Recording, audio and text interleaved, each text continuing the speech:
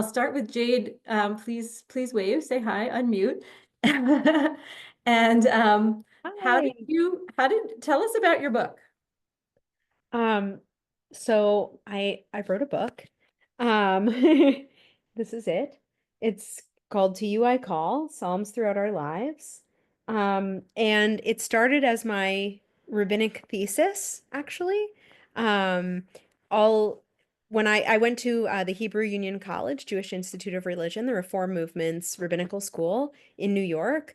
And I was ordained in 2018. So around 2017, about a year prior, I had to submit a proposal to write a thesis.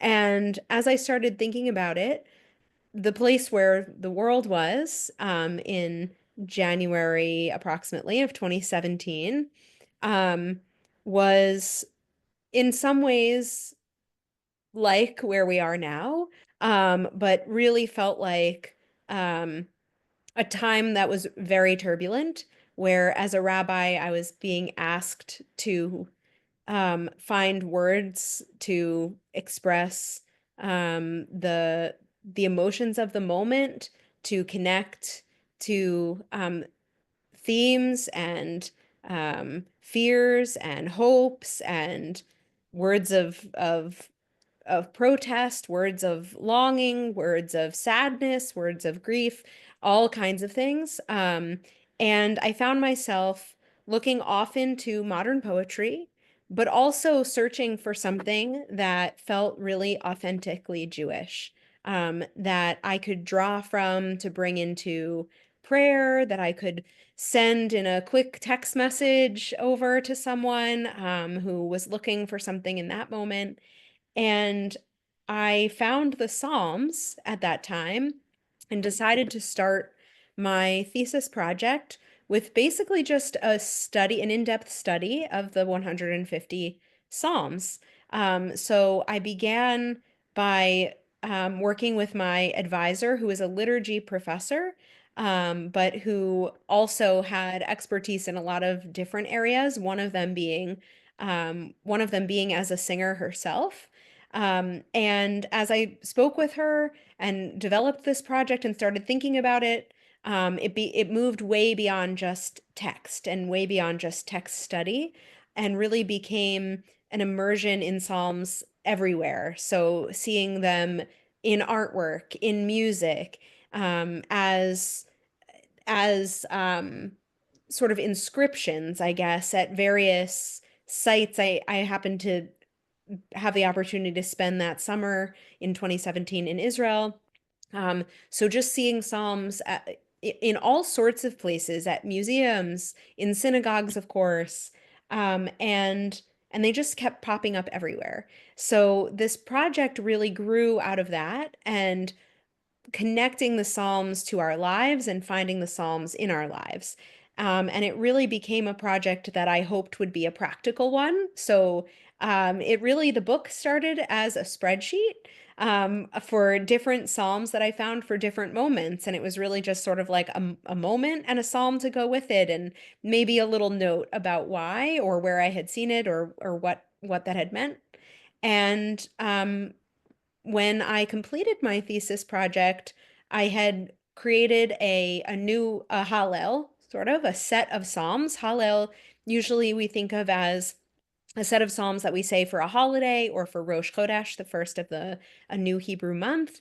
And really, it can just be a set of Psalms, a set of songs to give thanks. And I created one that had to do with the power of our speech in particular. So the Psalms, I picked out like 7 Psalms and focused on those in particular and put them in the context of a service.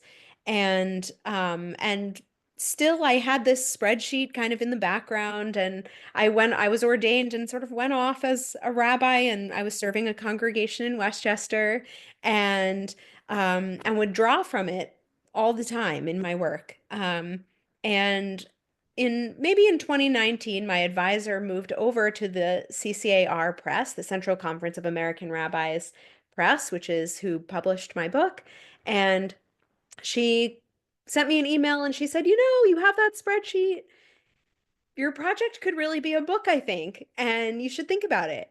And so that's really where the idea came from, to share the work that I had done, and really to put into a book form something that I had found really useful, and that had opened up the world of Psalms for me, as text, as music, as poetry, as something authentically Jewish that meets us in the moment of our lives.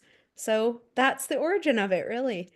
I love the idea that, you were searching, you started with poetry and you were searching for like words to help us find a higher ground, if you will. And that you thought like, I bet there's some Jewish answer to this. And, for me, like Psalms, I'm not conscious of Psalms being part of my life. And it's funny, like I remember going to an Orthodox wedding many years ago, and I think I mentioned this to you, going and being in the women's side, and the women had their heads buried in these tiny books, and I was like, what are they doing?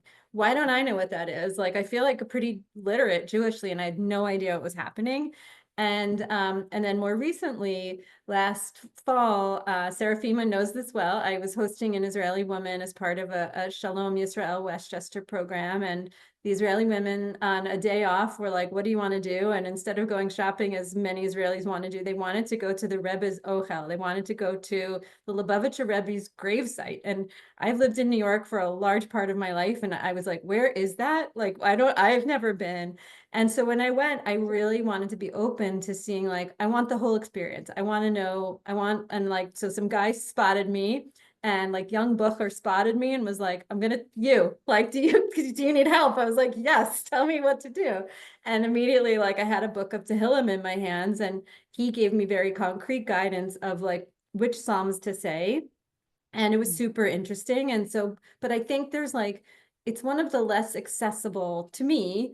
Like when you go to synagogue, there could be a couple of Psalms cherry picked, like the song for Shabbat or whatever. Like there could be little things that are cherry picked, but it's not always clear to me that something's coming from a Psalm. And I certainly don't think, like, except for like Psalm 23, which of course we encounter at a funeral, um, or a Shiva call, like it's not something I feel like I know how to access. And so that's what most excites me about your book. And I hope I'm not insulting you by saying it's like really a how-to. Um, Yeah. okay, good. That's Um, really what it's meant to be. It's really it's a way in. Yeah. I love that. And you said practical, and I don't think most people would use the word practical when they think of Psalms, but can you say more about that and what you were thinking about? Absolutely. Yes. So it's funny because the book has 72 Psalms in it, and you can see it's pretty slim. Um, and the reason for that, a lot of people ask, the press wanted it to be slim and wanted it to be something that was transportable, but also readable, and not this teeny little volume. They wanted it, the font to be a size that people could actually read, and without a magnifying glass. So that's why 72, but really 72, it's quadruple high, so it's a nice Jewish number. But really the idea is that it's a way in. It's introductory in a way. The book is laid out, really the table of contents was the part, I mean, that I definitely spent the most time on. So it's you can kind of see it's in categories. It's in 6 categories: anticipation, commemoration, despair, gratitude, pain, and relief. And within each of those 6 categories are different moments in our lives. And that's how it's divided. And it's organized by moment. So Psalms for anticipation, just kind of starting at the beginning and reading down, it's a psalm for making a life-changing decision, a psalm before major transitions, while waiting for important news, taking or receiving results of a major exam, before entering a stressful situation, before marching for social change, before an election, when caregiving, before or after surgery, and so on and so on. And that's just the anticipation category. So it's laid out in that way, and the whole thing was very in that way. The whole thing was very carefully done so that um, when you're on any given psalm, if you turn one page back or one page forward, it's not going to be like hopefully not a very jarring difference between what they're meant for. Um, but also the idea, people say, "Oh, I'll read your book." And I'm like, "Please don't read it cover to cover. That's not what it's meant for. It's meant to kind of find a moment that you're in, to look for something and then to go to that page." So, so I'm just looking at one before major transitions. The psalm is laid out on the page. So you can kind of see it's just on the page spread. At the top, there's one verse in Hebrew that I've selected from each psalm that's in Hebrew. So if you're a Hebrew reader, it has all of the dots, all of the points and vowels, so you can read it. And if not, it looks beautiful. So if you're not a Hebrew reader, that's okay. The verse that is in Hebrew is also bolded in the text of the psalm. Mm. Um, it's kind of hard to see here. And this one has all kinds of notes on it because I was using it recently.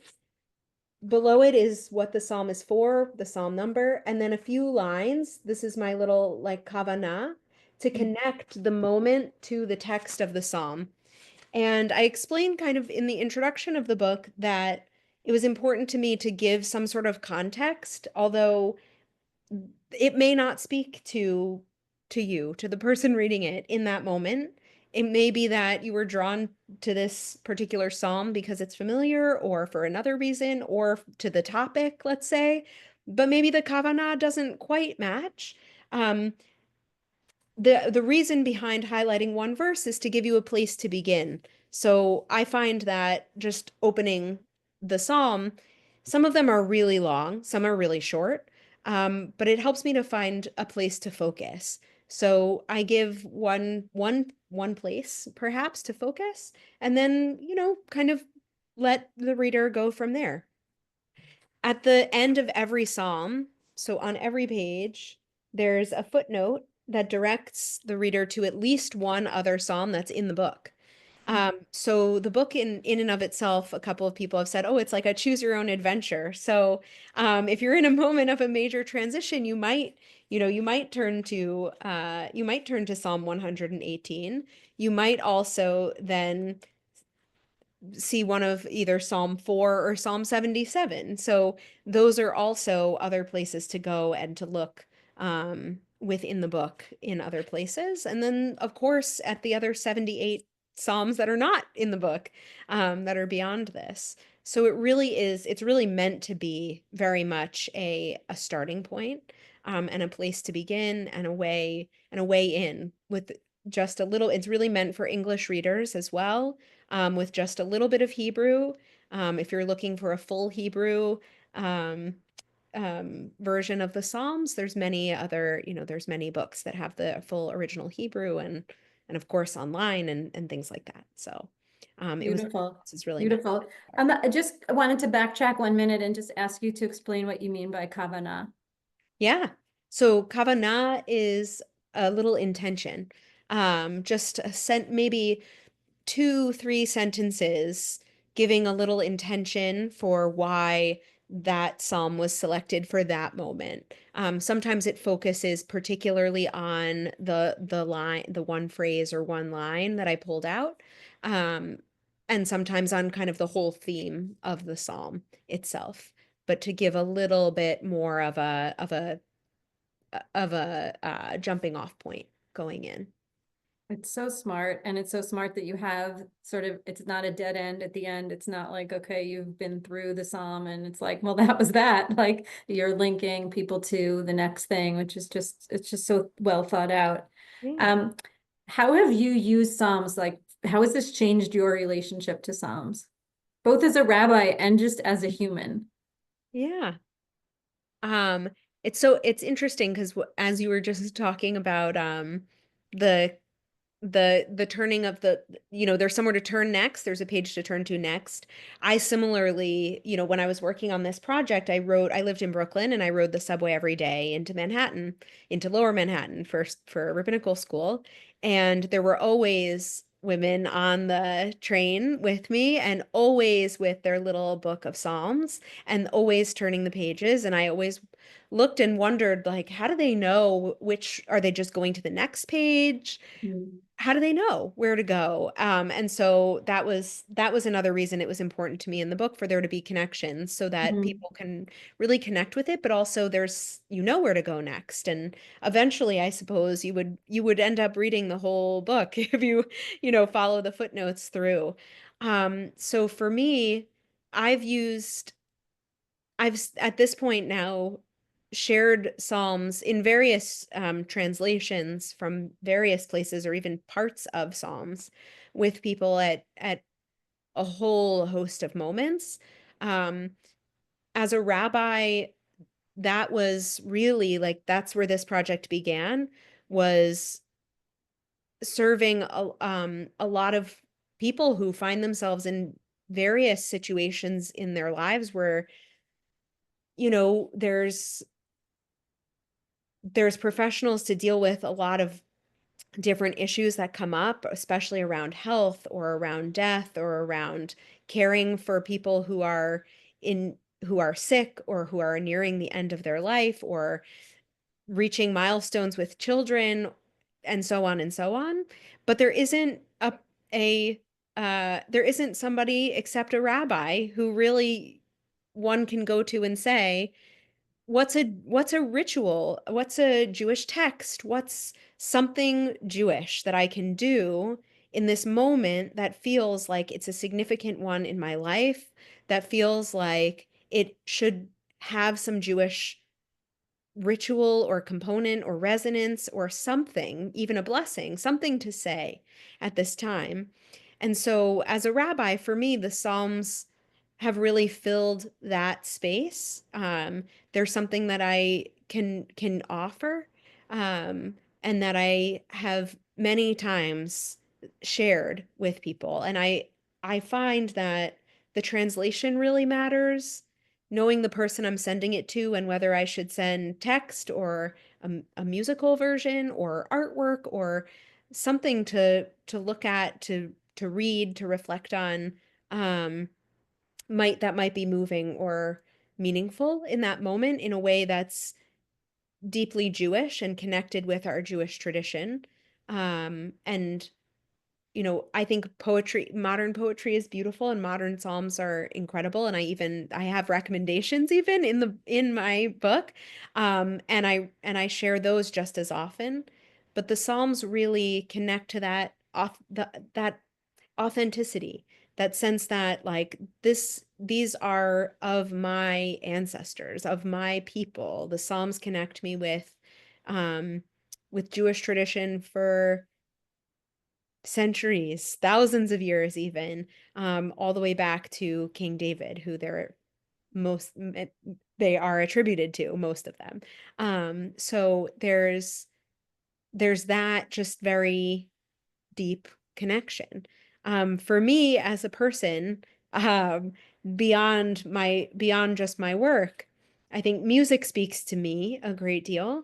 I really enjoy singing. I enjoy learning new music. I enjoy listening to music, and particularly as part of that was my way into Judaism when I was younger. That was how my journey began. That's how I ended up becoming a rabbi. I say it was because of the choir at my synagogue. It was because of my cantor who somehow convinced me to join the choir at my synagogue when I was 14, along with one of my friends who is also now a rabbi.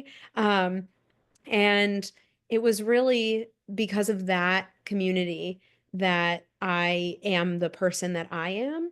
And so music and the Psalms in music in particular really speak to me. And I'm always adding and adding to my playlist of Psalms settings. So that's something that's been really powerful and meaningful to me. And being able to study with a friend who's also a rabbi, a conservative rabbi, and he is a composer and composes a lot of settings of Psalms. And we met just because we were in rabbinical school really at the same time and happened into a fellowship together and happened to sort of talk about our our work and um discovered that we had this in common. So for me, the Psalms have created that connection and continue to really create that connection to music in particular. Beautiful. I mean, were they, is the belief that they were originally sung and are really songs? Yes, Yeah. exactly. So they are a lot of the Psalms start with these sort of strange almost instructions, and it's believed that those are to a like a conductor or the you know, the music director, as it were, the ancient music director who might be putting together the instruments or the voices involved in singing or sharing the Psalms aloud as music. So when we talk about the Psalms as poetry, the word in Hebrew for poetry and song is the same, shir. And so the Psalms are definitely, it could have been both poetry, of course, and certainly music set to instrumentation as well. That's wild. And it's funny that you bring up choir because I was a choir kid, not a we didn't have a synagogue choir, but I was in high school choir, and our choir director was a very big church guy. He played a harpsichord and organ, and like so we had a lot of church music that we had to sing.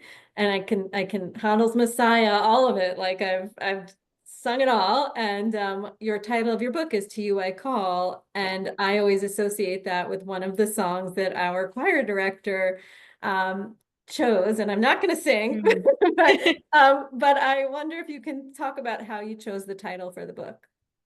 Yeah, so the title really it's so interesting because I was like, I don't know what to call this, and we really went back and forth a number of times. The title comes from Psalm 30, so I'm not sure um if that is the setting that you sang back in choir. But that's where the title comes from, and particularly from Rabbi Richard Levy's translation of Psalm 30, which is his translations are the ones that are used in my book. And he has a beautiful translation of Psalms. It's in 2 volumes. It's called Songs Ascending, and the Psalms are translated um in there and include a whole lot of really beautiful commentary all around. I'm kind of doing this because it's all around the page, almost like a page of Talmud. It's a very beautiful book, and his translations I feel really are intend to make the Psalms more song-like. So at times that's really wonderful for the book, and helps to make them come off the page in a way that some other translations that are more literal, I would say, or more kind of true to the original Hebrew and less idiomatic, don't get at that song-like quality. Mm. So the title of the book was taken right from the way that he translates a phrase in Psalm 30. And I hope really captures the spirit of the book, that it's one where we pick it up in any moment, where the Psalms are applied to our lives, and are really relevant in our lives, and where we're calling out in some way, where we're looking for something to verbalize or vocalize what is in our heart. I love that. And I think it's I just had this in our last newsletter about like if we're really excited about the Ten Commandments as an American Jewish community, which if you look for images of Ten Commandments, they're everywhere in pop culture. They're even like influenced Hamilton, and like they're everywhere. Um, you know, why are we so uncomfortable talking about God if we love the Ten Commandments so much? And it's a really interesting problem when you like pause and think about it. And I think for most of us, if we started talking to God to our friends at like over lunch, they would be like, "You've officially snapped." And it's just like it's something I'm grappling with. So I love the like To You I Call. It's a very clear like I'm reaching out. I'm reaching out for help. I'm reaching out for support. I'm reaching out for consolation. I'm reaching out for all the things that you touched on when you set up the book. And I think it's incredible and beautiful. And that whatever we call whatever the thing is like, and whatever that thing looks like, just being okay with that and like giving us language to do that feels really special and important. And I can't wait to dig into the book. And I wanted to talk about art for a second. And before Yeah. we talk about the art of your cover, I want to save that. And I want to, let's do it. Let's talk about the art of your Oh, you cover. want to save it? No, let's do it. Let's talk Okay. about the art of your cover, the cover of the book. I hope everyone can see it. So, yeah, so I'm holding up. So I saw this. It's by an artist named Rachel Braun. Um, and it's called Gates of Jerusalem. She made it in 2024. No, 2004. Oh my goodness. 2004. It's black work embroidery. It's cotton floss on cotton Ida Ada Ada cloth. cloth. I initially pronounced it's spelled Aida, and I and I had seen the show Aida, so and Tanya corrected me. It's and I saw the original hanging at HUC one day when I went to visit, and I recognized the words of the psalm. So the words are Psalm 122. If you're familiar with Samachti be'omrim li. There's a beautiful setting that of this Psalm of 122 that's sung at ordination at HUC every year by the whole like choir of cantorial, like 4 years of cantorial students. So if you can imagine, it's Wow. majestic, it's incredible. And I saw these words and I was immediately drawn to it, and I thought, oh my gosh, this is so amazing, like meant to be that I happened upon this work. And of course it looks like a window. So immediately I thought like of calling out through outside, out through a window or through a gate. Um, and so I can read what Rachel wrote about. Please, So please. there is a statement. I actually pasted it in my book, but it is available like with the book. So she writes, Jewish liturgy and sacred writings abound in images of gates as portals to God's presence, to holiness, to repentance, and to creation. In this embroidery pattern, text from Psalm 122 frames the 8 gates of the city of Jerusalem, including the sealed golden gate, portrayed in the center left of the piece. The psalm celebrates the joy of the biblical pilgrimages to Jerusalem, offers verses of thanksgiving to God, and praise for the peace of the city. Um, and so that is exactly what is featured here. I love it. In my next life, I'm going to be an embroiderer, but I haven't been blessed with that talent, but it's so beautiful. I And I know, me only neither. knew about Ada cloth because some folks from Beautifully Jewish will know that and I shared it with you and I didn't bring the book to show you now, that there's a group called Torah Stitch by Stitch that have cross-stitched the entire Torah. It is the most unbelievable thing. You can Google Torah Stitch by Stitch. It's insane. They did it over many years, and it was really about like finding a way to connect to Torah through like a women's way. It was sort of almost mocking Amazing. because like the founder wasn't allowed to be in an art show she wanted to be in, and so she's like, well, I'm gonna reclaim Torah and reclaim art and make my own religious art. And it's just this like incredible, massive, massive piece that's in storage in Canada. If anyone has a place to display it, let me know. But I love that, and I love that it adds such a beautiful, like inviting, like literally like invites you into the gates. It's just a stunning image, and the words are great. Um, and you're wearing a piece of art. Yes. Carol, wave. Carol made this. This is an Andrea Mowry, I believe. Yes. And I can't remember what it is, but it was like something pink. Carol's gonna say. Pink fizz. That's it. I knew it was pink. I like that color a little bit. I knew there was something pink. Beautifully executed and beautiful and worn beautifully. And Yes. My Jade, mom texted me ahead of time to make sure I was wearing a knit you know, you got to know for your this audience group. and you speak our language. Andrea I Mowry. said, of course I'm Yeah, wearing a knit. we speak Andrea Mowry here.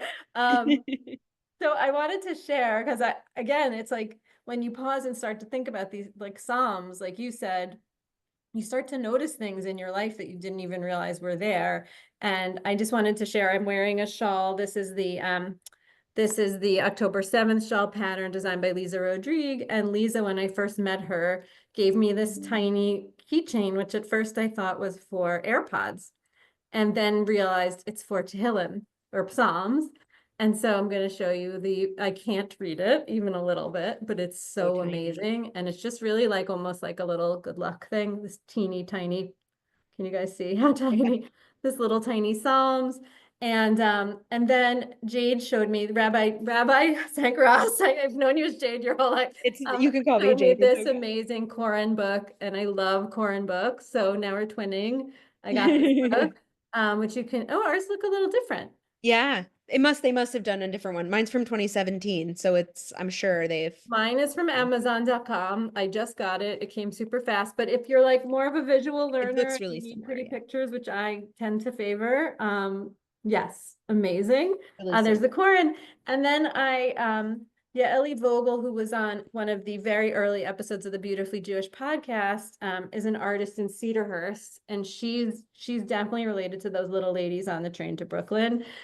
She's more that vibe, but like this book. I mean, I'm just going to show you guys some of Her the, work is it's a Psalms so book, and this is like the coffee table size one, and it's just so beautiful. it's And amazing. oh, sorry, Leslie, you're looking.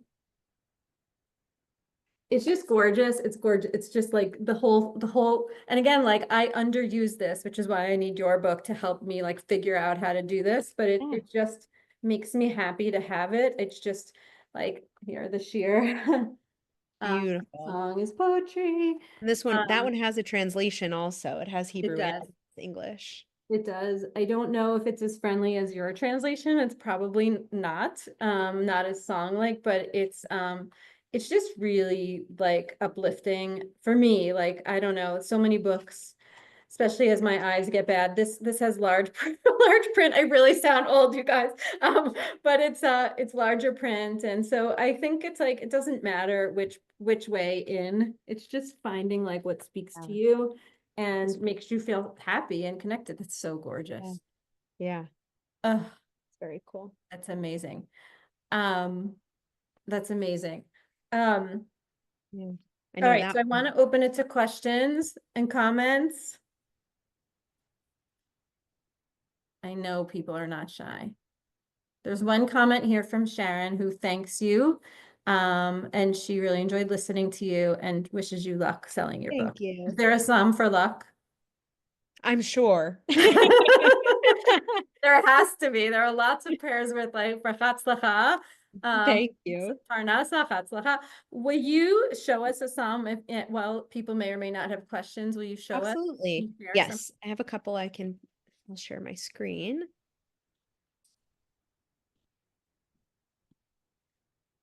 Okay. Let's see. Just want to make it. There we go. Share. Oh, wait, that's not the right thing. Hold on. That's the whole screen. 1 second. I just want the app. That. There we go. Okay. So this is one. I guess it would have been easier to do this to show you the page instead of holding it up. But here I put the psalm for moments of respite. This one might be or part of this psalm might be familiar. So Psalm 19, there's a couple of different verses in here that we draw out into our daily prayers. So across the top, the Hebrew is Yehiyu l'ratzon imrefi v'hegyon libi lefanecha Adonai tzori v'goali. So, and in bold, you'll see it's verse 15. May there, and Rabbi Richard Levy translates it a little bit differently than it might be translated in our prayer book. May there be favor for the words of my mouth and the meditations of my heart before you, Adonai, my rock and my redeemer. So Beautiful. you can see here that I mentioned this. So in the Kavanah, right up at the top, the little intention to connect the psalm with the moment. Um, it it contains these words, which for anybody who's familiar with them, I think have that sense of calm sort of at the end of the Amidah, at the end of the center section of a Jewish prayer service, after we've all joined together as a community, either taken a moment for silent prayer, spent a little bit of time on our own praying the Amidah silently. Either way, it's always these words always come at the end of that time. And I think that, I wrote here in this moment of respite, even if it's just for a short time, even for just maybe even a moment, we are looking to be with these in a moment like this, in a moment of respite, to be fully present in it, to really get to feel the sense of relief, of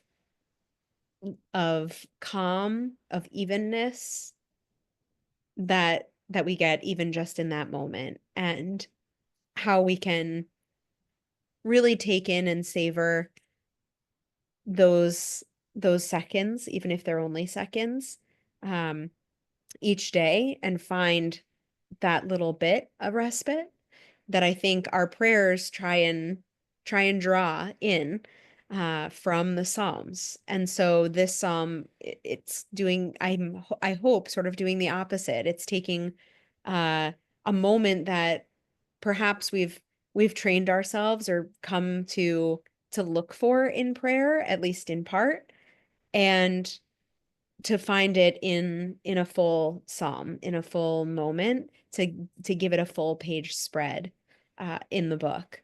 So it's interesting because one of the people on the editorial committee, there's a whole committee of people who helped me with this book, and the table of contents was like the talk of the committee all the time. And one person said, well, really, there should be a psalm for just like a moment, not a moment where there's something going on, because every other psalm in the book is for something pretty significant or acute, or that requires all of our attention in that moment.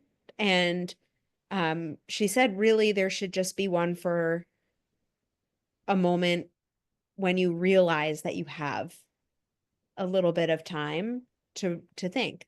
And how powerful would that be? So I wanted to bring this one because I feel like it's something that we just so need in our lives.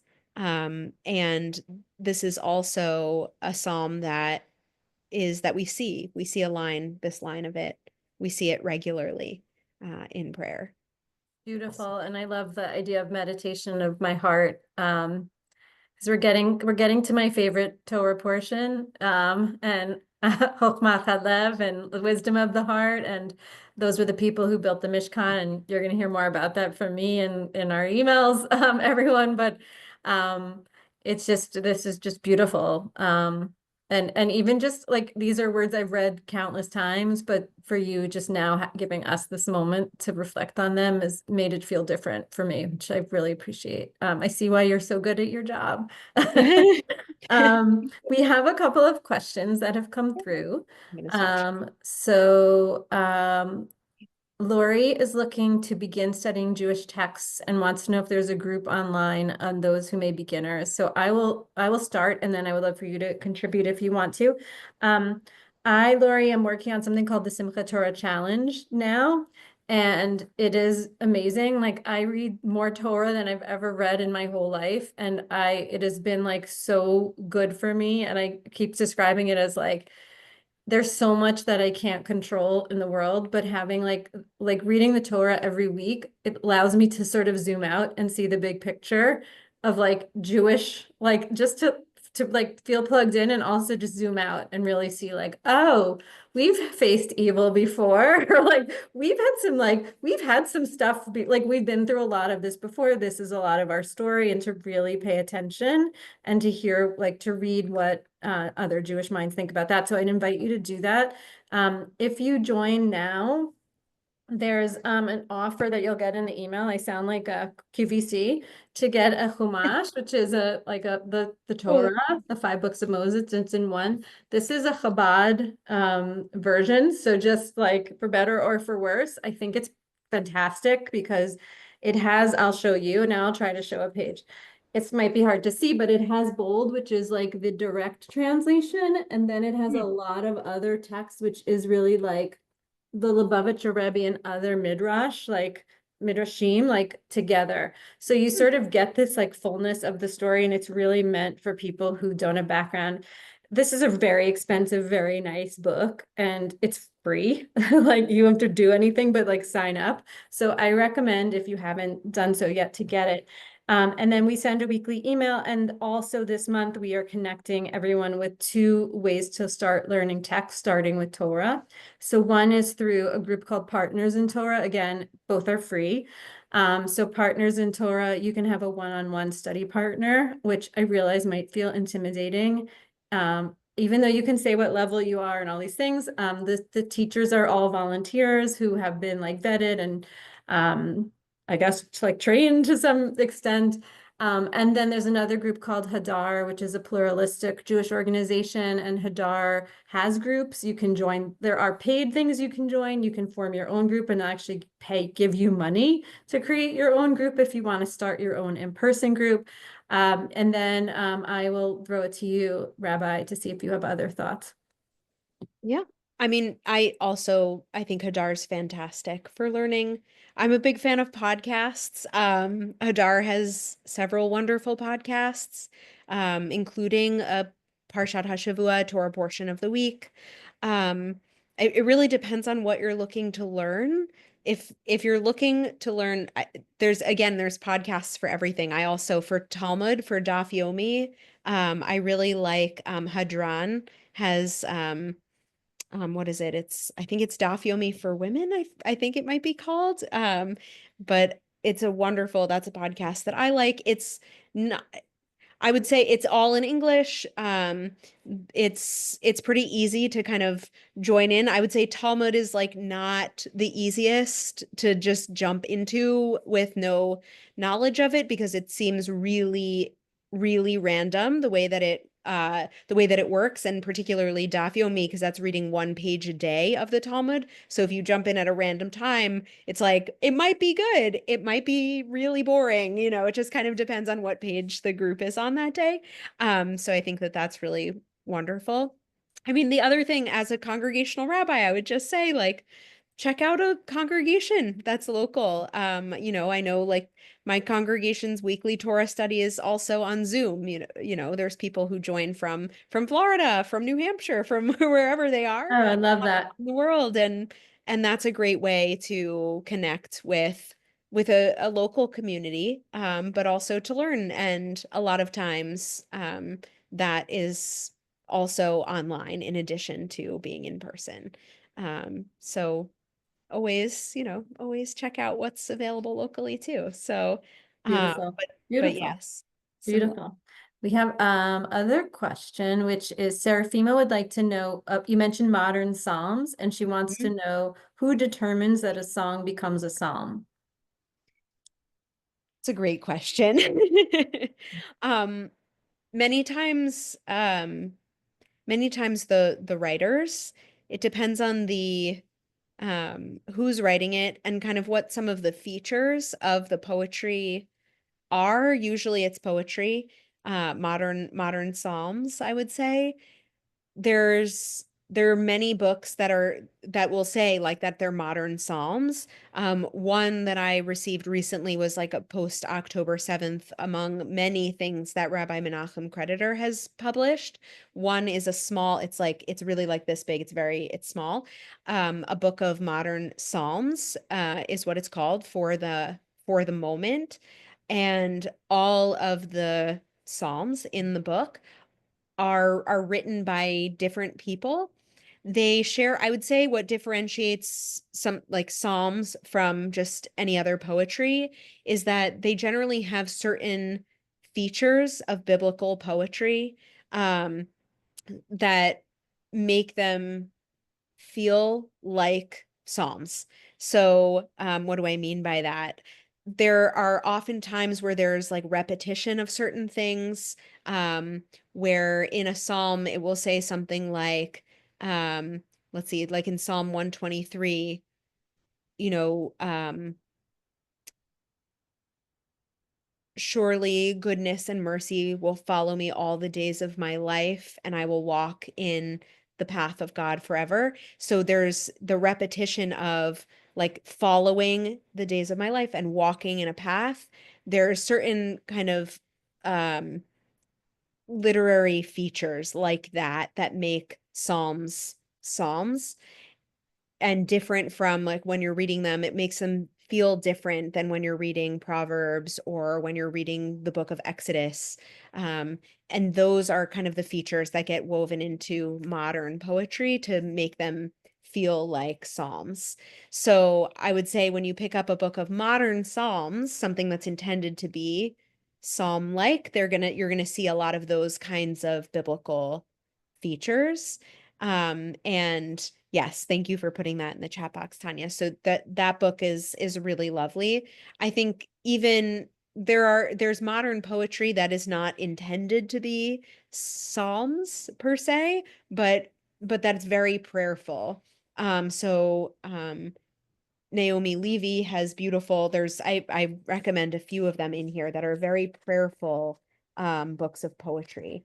Rabbi Karen Kadar has several as well. Like really specifically poetry that's been written to be used as prayer, to be spoken aloud, perhaps, to be sung even if anyone's a composer and happen to, come across those words, they lend themselves really well to that. So I'm going to be reviewing soon for another publication of the CCAR Press of the Central Conference of American Rabbis, a book that entirely of Psalms. It's called Burning Psalms. Um, and they're all uh, kind of like post-Holocaust poetry. Um, written as psalms. It's a book of 150 psalms for um, written post Holocaust. So it's Wow, very interesting, and again, it's you see a lot of those biblical features. that's beautiful. Yeah. I in preparing for this, what happened to speak to a friend who's an English teacher at an Orthodox day school, and I told her like all about this conversation in your book, and she said, "I just taught a class how to write their own psalm." And I was like, "Okay, I need to know everything about that." So she actually sent me the assignment, and I want to share it in the chat. It's amazing.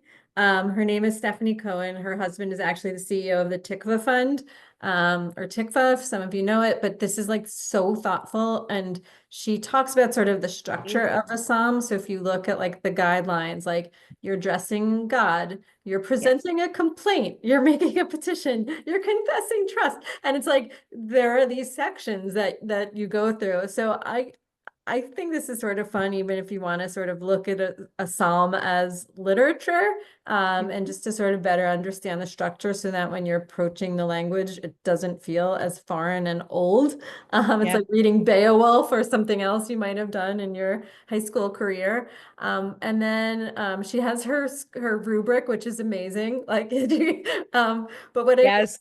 what I loved is at the end, she also has a little bit of like elements of Psalms with an appendix. And I think it's super interesting because she calls out like some funny words for complaints. Like, I think it's really funny, especially because we're also in the part of the Torah where there's like a lot of complaining from the Israelites to Moses and God, like a lot. So it's sort of funny to think about Jewish complaining going back, like really, really, like it's like it's in our canon. It's all the way back.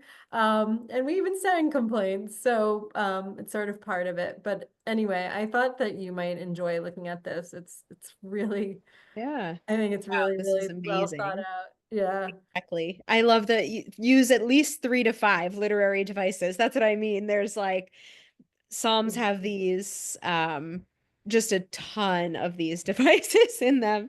So I was looking at it and I was thinking, okay, like maybe we know what it might be, it might be okay to do 3, but really, where she says at least 3 to 5, it really gives you this sense of what makes Psalms a little bit different from modern poetry. Yeah. It just has so much of this. She said this exhausts the kids. Amazing. Like she's like, it's such a hard project. They're exhausted by the end. But it's like when you think about like what it takes to do some of this, right? This kind of writing. And I don't know, I thought this helps sort of make it and from a Mm, different perspective, right? You're giving us the practical, like how to do it, when to do it. And this is like if like the X-ray machine of what the structure is. It's kind of wild when you look at it from these different lenses. Are there other questions for Rabbi Sank Ross? I'm gonna open it up. I'm gonna share a song because we also were talking in our preparation about like Israeli pop music loves Psalms and Torah, and it's like there have been a lot of articles about like all these songs, especially since the war, mhm. where Israelis who have even less Jewish education than we do, most American Jews do, are really leaning into text in a super interesting way. And so I stumbled across this group, which I made my daughter listen to, which I think is super cool. I'm like, it's like coffee house vibe, but it's so I shared a link in the chat, and I want to open it up if anyone wants to share any works in progress to pivot to craft. And also, of course, if there are any other final questions for the rabbi, feel free. I don't mean to say goodbye before we're ready. I mean, does anyone want to say, like, how comfortable are we with Psalms? Is this something that you feel like you have in your life and know a lot about? Yeah, me too. And I have books sitting next to me. So yeah, I think this is kind of fun. I think it's like maybe this week we can all find one psalm, like make a point um to do that. And maybe Rabbi, you can make a recommendation of like what's the entry level? What's the first one we should look at? My goodness. I mean, I for me, I started with the Psalm of the day of so there's a psalm assigned to each day of the week. Um, so I think, that's always an interesting place to start at the very least, because thinking about like why was this assigned, like does this speak to me today? And of course, like the tradition is to read that psalm, the psalm for Monday, every Monday, and the psalm for Tuesday every Tuesday, and so on and so on. So perhaps you'll start with Psalm, I think, is it Psalm 48 is the Monday psalm. So you could start there and just sort of see how that feels and how that is, and kind of continue on through the week if that speaks to you. I also know of there's my favorite psalm, I would say, even though I love all of them or many of them, is Psalm 126, which is the psalm for Shabbat. And this is a psalm that finds its way into music and secular culture and just a lot of different places in a lot of different ways. It's the psalm that contains those who sow in tears will reap in joy. It's the psalm that contains we were like dreamers in reference to Israel, and um, it's I think it's given titles to books, it's given music to not just prayer, but secular music, as Tanya was saying before. That's also a wonderful, it doesn't have to be Shabbat to check out Psalm 126, I think is a lovely place to start as well, just because it is somewhat familiar as well. So, and I see Pam raised her hand, so Yeah. yeah. I got more into the Psalms after October 7th. It was a way every day. There was a Bring Them Home project where we would adopt one hostage. And so every morning I would say the blessings for daily miracles, and then I would say the Psalms based on his age plus one, which I know is the traditional way of doing it. And thank God, 2 Saturdays ago, he was released. And so now I'm looking just for this kind of, okay, I want to continue this practice, but maybe in a different way. A prayer, a psalm of thanksgiving or a gratitude, something like that. So this Beautiful. book, I think, will be perfect. And I did go ahead and order it. So I'm looking forward to seeing it. Will Yeah. you tell us, will you be in touch or tell us through our email? Like, just keep us posted about your journey and give us recommendations as we Sure. make our way Yes. into Psalms. Yes. Beautiful. And also, I just wanted to tell you that I just ripped it out because I decided it's too wide, but I'm going to do this over again. I'm making a scarf for the Rebbitzin in our local Bronxville, Eastchester Chabad. I have a group with them every Sunday night. And although, of course, I'm not a Chabadnik, but I find so much in common with the women that I talk to. And it's just so gratifying to me to know that we don't have to have all the divisions that we necessarily think we might have to have. So just wanted to share that too. Thank you. That's really beautiful. And like such a theme, right? Like Jewish unity is such a theme. The more you read and know, it's so important for us. And it's beautiful that you're making that happen, that you're part of a community and that's beautiful. I wonder if I passed that Chabad the other day. Is it right on Route 22? Yes, it's on Above the White Irish Plains Road. dance. It's like Irish dance and Yes, Chabad. and Yes. Chabad. Oh, that's awesome. Okay. And it is awesome for me because beautiful. I'm from Cincinnati, but I lived in the west side of Cincinnati, which I had to schlep like miles to go to my synagogue and everything. I can walk there now. And I also belong to Temple Israel of New Rochelle, which I love too. So it's just so nice to have these threads pulled together for me. I really, really appreciate it. And yes, and the rabbi and his wife are lovely at Chabad. I really enjoy being with them too. So yeah. Beautiful. Well, if you sign up for Simchat Torah Challenge and get the Chumash, you'll be like, you'll know all the I've Chabad. got the art scroll. I already have their art scroll here, so.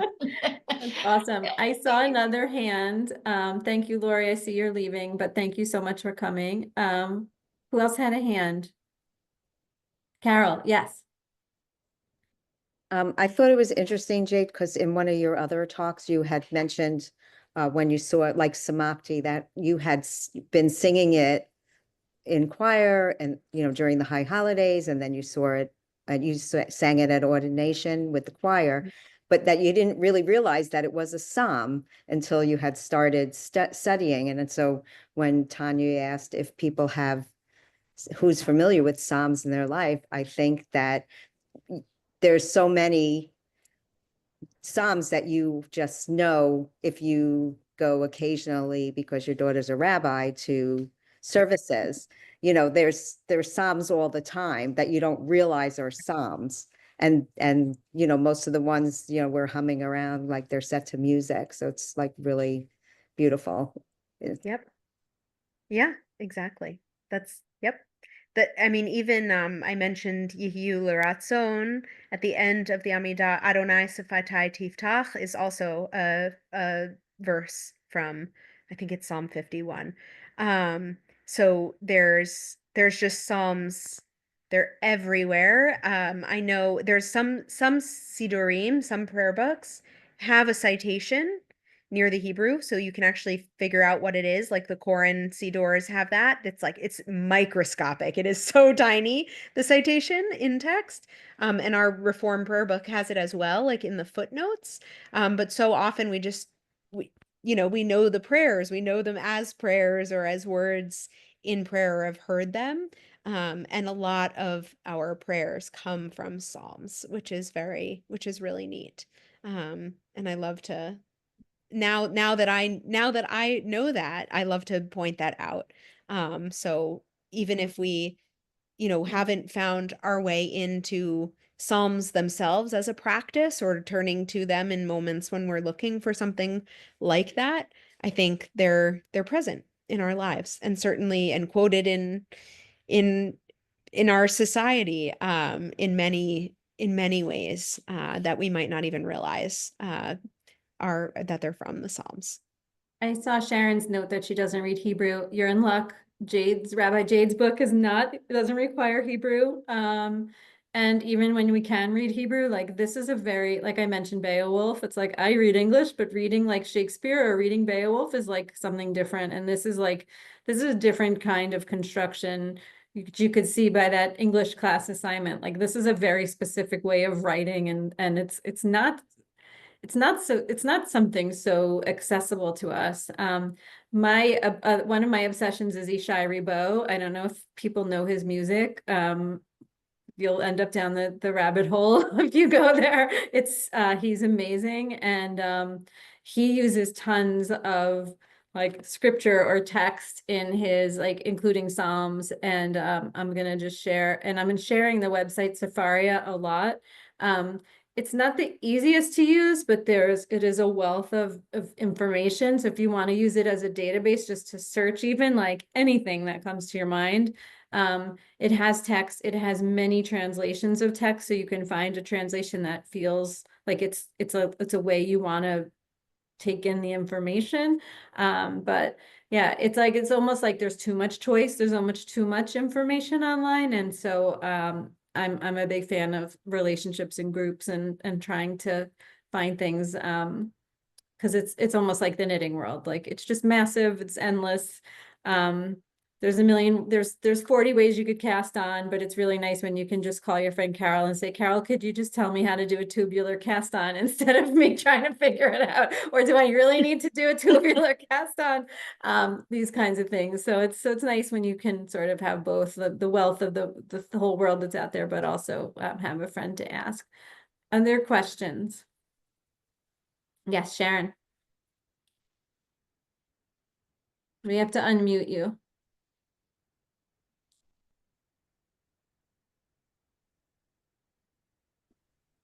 There we go. Right about that.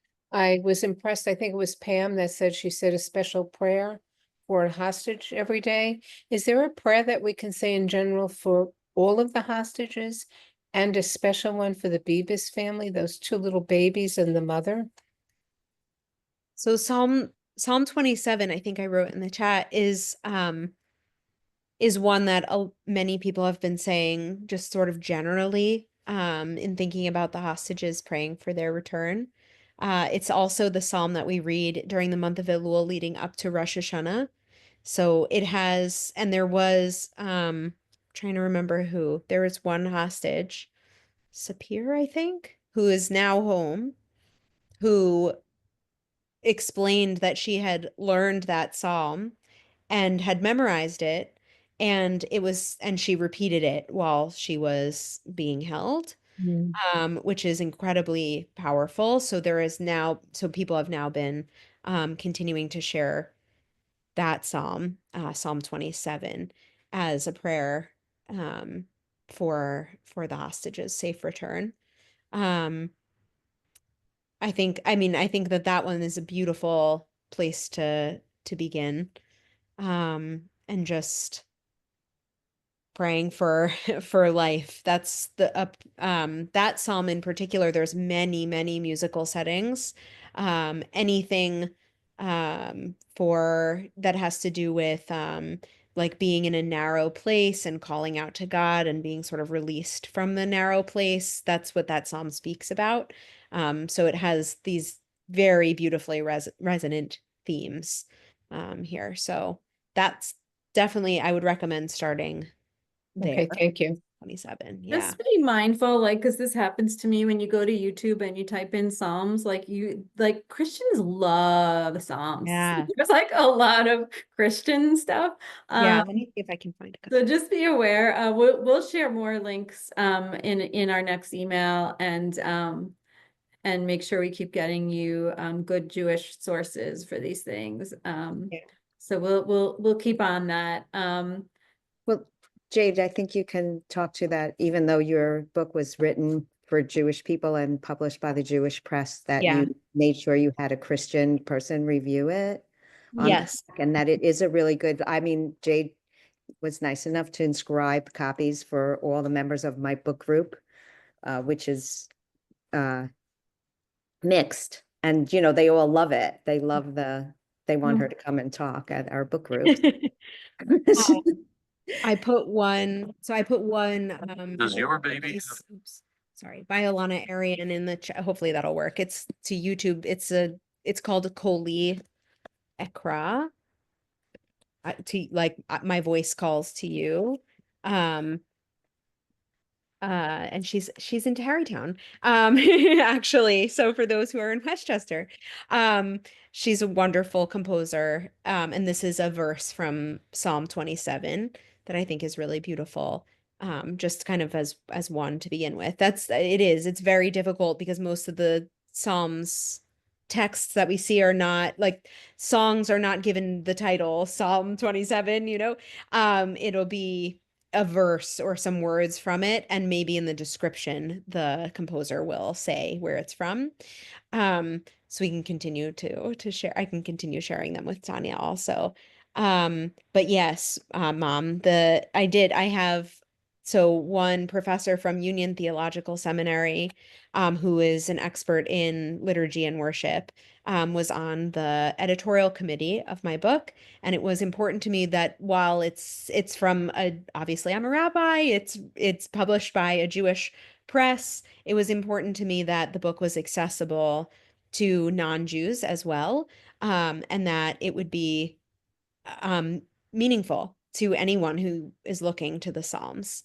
And it has been, on the other side of my family, my husband's family, half of his family is from Charleston, South Carolina, and his aunt lives in a retirement community there, and she gave the book to the chaplain of that community, and he is not Jewish, and he then, wrote her this beautiful note which she forwarded to me, and he bought it for many of his non-Jewish clergy friends as well, which I found very meaningful that it's been, shared beyond just the Jewish community, though I really, for me, it came out obviously of a place of serving the Jewish community, and I'm a rabbi, and that's really what I use the Psalms for, is in my Jewish life and prayer and all of that.